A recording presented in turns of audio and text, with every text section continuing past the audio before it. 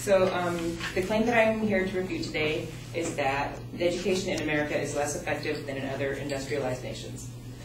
My opponent used the supporting points that the United States government does not invest enough money into education, that American students are less prepared for professional life, and that American education is not administered evenly. Although my opponent had some pretty in-depth evidence about the criminal system, failed to really relate how that affects the educational system, and it never said how much the U.S. spends on education or in comparison to what. So I'm here today to tell you that at the National Center for Educational Statistics, which is part of the United States Department of Education, it says school districts had total expenditures of approximately $562 billion in the 2006-2007 school year, and of which $476 billion was only for primary and secondary education.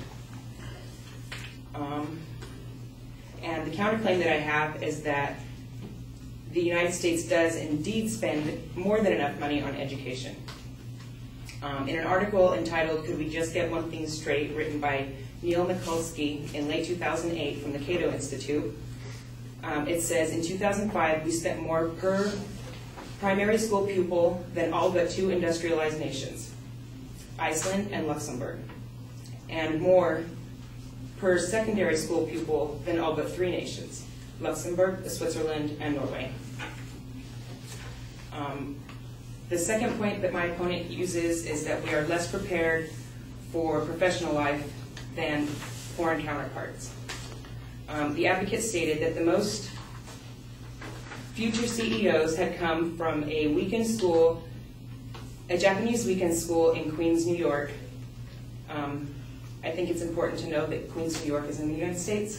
And secondly, that are we defining professional life by being a CEO? Because I think there's plenty of people who have professional lives and are very well prepared for it that are not CEOs. The third point that he uses, that American education is not evenly administered, I believe is contradictory evidence. On the same, the opponent originally stated that the West got the short end of the stick, essentially, concerning the even distribution of education, saying, you know, the Northeast had gotten the highest graduation rate at, I believe, was Vermont at 89%, and the lowest was Nevada with 51 and change percent.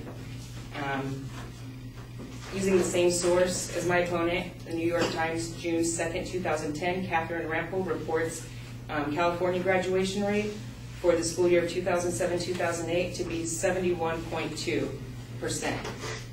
There's differences in every school district, in every county, in every state, in every country across the world. So to have fluctuations from state to state, it seemed, from what I could tell from the same evidence he used, was that there's highs and lows all across the nation. And the low has to be somewhere, and it happened to be in Nevada.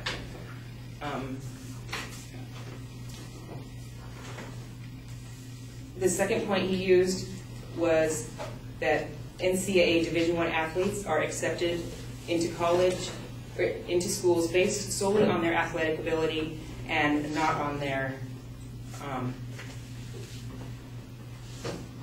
sorry, sign language, that's the sign for being smart.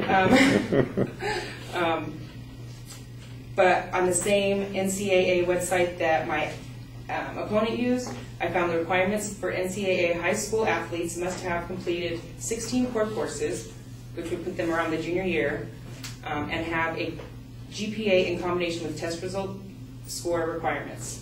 They use the example the NCAA does of having, if a student has a 3.0 average, they have to have at least a 620 on their SATs or a 52 on the ACTs.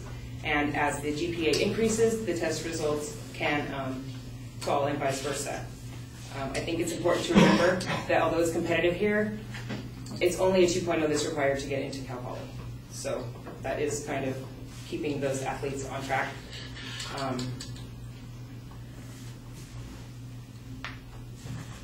And in conclusion, I have, although the opponent used that there was not enough money, that we're less prepared for professional life, and that education was not evenly administered, those are all proven false. And you might want to believe that education in America is less effective, but these are not the reasons that you can use to support that claim.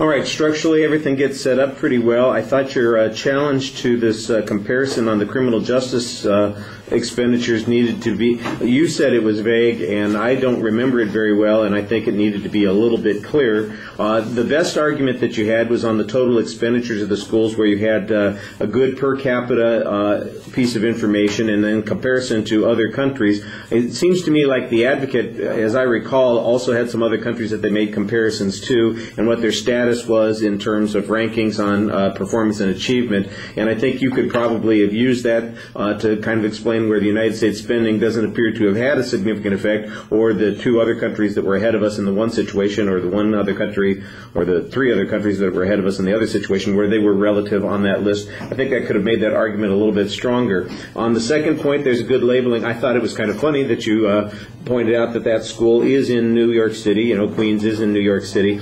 The argument seems to be about the formatting of the schools, and you largely ignore that argument. So you've got an interesting challenge on it, but I'm not sure it comes to grips with the issue that the advocate's actually presenting. I do think you have a good challenge on the business success thing, whereas arguing that a CEO is the standard for the strength or the ability of people to be prepared for work is not necessarily a reasonable one.